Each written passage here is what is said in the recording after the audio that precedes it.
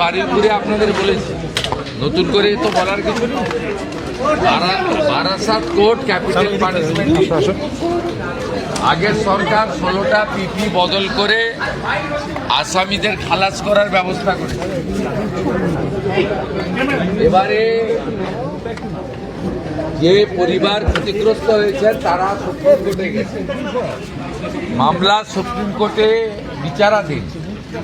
আমি তাদের বলেছি সুপ্রিম কোর্টে রাজ্য সরকারের লয়াররা এখন সহযোগিতা করবে, যাতে তারা যে আবেদন করেছেন সেই আবেদনের সুবিচার থ্রু সুপ্রিম কোর্ট পান।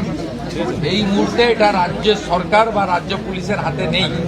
যে সুপ্রিম কোর্টের আইনি লড়াইতে রাজ্য সরকারের ভূমিকা, যারা ধর্ষণ করে খুন করেছে বারাসাতের ছাত্রীকে, তাদের পক্ষে থাকবে, এটা আমি মুখ্যমন্ত্রী হিসেবে বলে দিয়ে গেলাম। সেই ধরনের অ্যাডভাইস বা ডাইরেকশন আমাদের স্ট্যান্ডিং কাউন্সিলকে অলরেডি দেওয়া হয়েছে।